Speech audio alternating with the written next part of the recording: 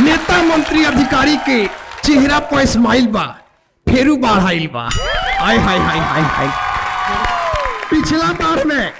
पिछला बार में फरदुगी टाकी नया मड़ई दहाइल बा, आ वही बार में नेताजी के नया फॉर्च्यूनर आइल बा। आ देखी केगा खुश भइल बा, काहे कि फेरू बाढ़ आइल बा, फिर एगो आउरी स्कॉर्पियो खरीदाई बुझाता। है तारा गांव में कहिया बाढ़ आ गइल? तू काहे से बैठल बड़ा हो? पहले ही ना बताओ, जो सामान चुरा के लिए बड़ा बाढ़ के बहाना करता रहो। शिल्पी रखवानी जी। हाँ तो का आई मिस यू। तो ऐसे का भागो जल्दी, भागो कि ना हम तनी जा बैठ के बतिया मार दम, दो लाठी नाच के गिर जाइबा। देखत नहीं का निकला जैसे, पहले तो निकला जल्दी। ऐसन बानू निकला कोनो जल्दी। बात ना शिल्पी जी, फिर हम आए।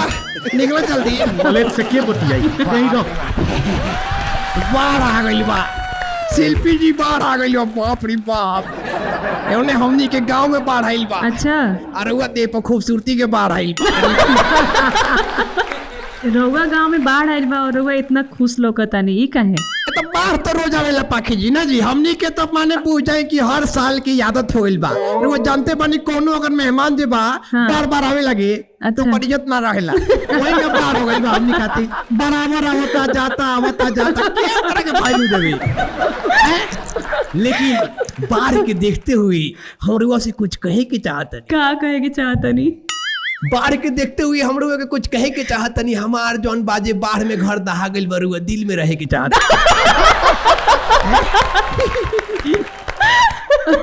ठीक हो तरीके ना? बहुत बढ़िया। तो यही से हमरा जैसन गरीब लाचार पर कुछ विचार करी। अच्छा, अब बहुत जोर से भूख लागल बा, तनी भर पेट प्यार करी। प्यार की भूख लागल बा? अब प्यार तो ना देम, लेकिन है इडली सेव खा ली। सेव खाली स्टिकर वाला सेव आज ले खैले नहीं कि रिएक्शन कर दी। ना रिएक्शन करी, स्टिकर हटा दी। इतना शुद्ध सामान खाए के आदत नहीं खे। एक तो दारू पी के हमने के आँख भड़क जाता। रउआ अपना खाए के बारे में सोची। देखी शिल्पी जी, भले हमारा घर में खाए के खाना नहीं खे, लेकिन पूरा जवार में पता कर ली ये टीवना से बढ़कर कोई दीवाना नहीं खे। बहुत बढ़िया। का महाराज, प्यार से पेट भरेला का?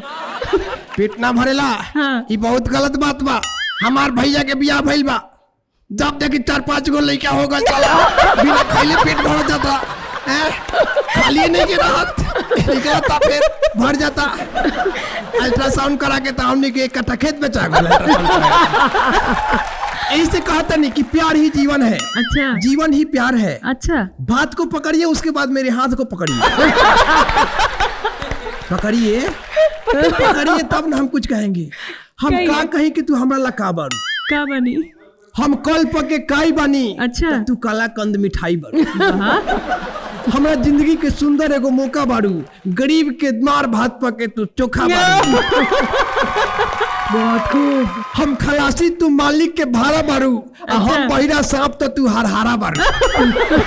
तनी हमें ध्यान से सुनो, मुस्कुरात रहा। ऐसा ही हम अगलगी के कुकुर तो तू पानी बारू। अच्छा, हम अगलगी के कुकुर तो तू पानी बारू। ये टीमना के तू आखिरी प्रेम कहानी बारू।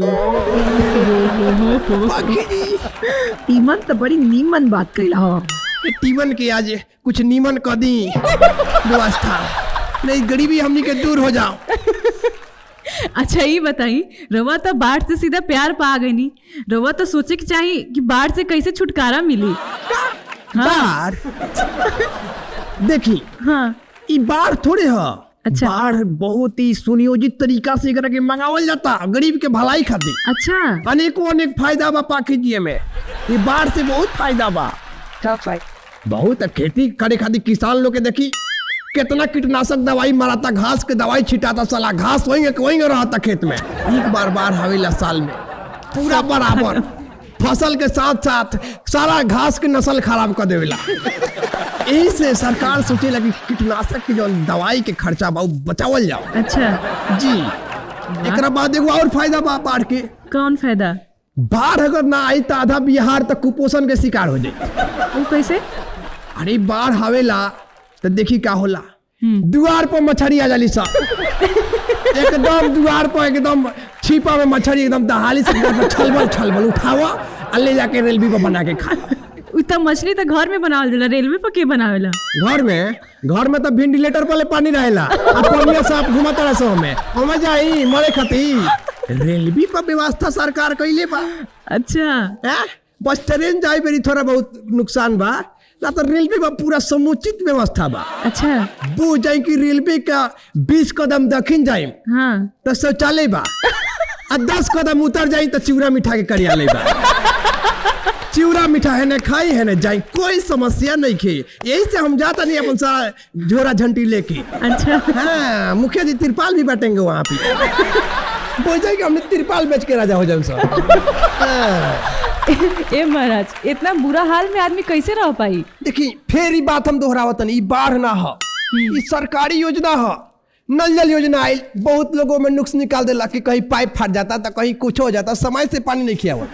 सरकार एक तरह की योजना बनेला, जल जल योजना ली झेली कोना कोना ले पानी पहुंच गए पी लोगन जितना पिए के बाद। जल जल योजना के तहत बिहार वासियों के विकास हेतु इसको मंगाया गया है। अच्छा देखी द्वार से आंगन, आंगन से पथानी, चारों तरफ देखी खाली पानी पानी पानी पानी हो गया पाखी जी। वाह रवा लोग के तो बड़ा फायदा बा जी यही पे देखी तो लोग कहता कि सरकार के गलती बा, सरकार के कभी गलती नहीं की हो सकत। देखी पाखी जी गांव का पटीदार से, ससुराल में सार से या दुल्हन दाद चियार से आ देश का सरकार से कभी गलती नहीं की हो सकत। कभी गलती नहीं की हो सकत। सही बात, बस देखे के नजरिया सही होने के चाहिए। अरे इतना बुरा हाल बा रवा लोग के तो अपना विधायक से सवाल जवाब करे के चाहिए, कुछ पूछे के चाहिए कि हमनी खातिर कुछ करो। बिल्कुल ये गलती बात करता नहीं रहूँगा, हमने नहीं जात भाई विधायक बा। देखी ना पिछला बार दोसर जात जीता रहस, बाढ़ आए रहे सारा पैसा लूट के। अच्छा 10 गो फॉर्च्यूनर निकल रहा। अब की देखी हमार जात भाई बा, अब की बाढ़ में देखी ना सीधा 35 गो फॉर्च्यूनर निकली। जब रैली निकली तो स्टेटस हमने लगाए सो दबदबा बना रहेगा। ये सर ऐसा ही ना, ऐसा ही हमने के सही पकड़े हैं। अभी और बात सुन ली राज के बाद, अब की जब चिवड़ा मीठी बताता तो सब जना के एक पैकेट मिलता, हमने के जात भाई विधायक बता 2 पैकेट दे देता। अब क्या चाहिए? अब ऐसे विकास का हो बेसी महाराज बताई। हमने के विकास होता बाकी जाना के बात होता। सही तब तो रवा लोग तो ऐसे गरीब के गरीबे रह जाए। देखिए गरीबी में हमने के जी की आदत हो गई बा। अच्छा लेकिन हम गरीबी से मुक्ति पावे की रास्ता खोज ले। कौन रास्ता? हम चाहते नहीं कि रुआ हमरा से बियाह हमरा से ब्याह कैले से सारा समस्या दूर हो जाई, एकदम दूर हो जाई। कैसे? शॉर्टकट। अरे रुआ लेके सारा पैसा जितना कमाता नहीं सब हमनी के लेके नहीं। हम स्कीम बनैले बनी जितना हीरोइन आइलो सब जानी से हम प्रपोजल मारे जी आ जा चाट में हमनी के भाई बंसी लगैले बनी जी मखरी पहुंच जा। उससे का हो जाई? हमनी गरीब भाई सब पाखी जी, हमनी की आधा जिंदगी रेल में आधा रैली में कट जाला। अब बजट के पैसा जे बा उ सब नेता सके आपसे में बट जाला। आज जब हिसाब के बारी आवेला तले सरकारी पलट जाला। ऐसे हमनी के गरीबी में आदत बजिए के आ सांझ के पहर थोड़ा बहुत पिए के। अच्छा तो शिल्पी जी आई मिस यू। हम जाता नहीं जल्दी ना तो रेलवे ढाला पर हमार जगह छका जाई। बोल जाए कि तिरपाल भी पिचिल जाई। तुरंत हमरा के निकले दी। हम निकली तनी ठीक बा, बहुत भारी सामान हो गइल बा। आराम से जाई, आराम से। हाँ ठीक बा। हाँ हाँ जाई, ध्यान रखे। हाँ रहू अपन ध्यान रखी। I miss you two.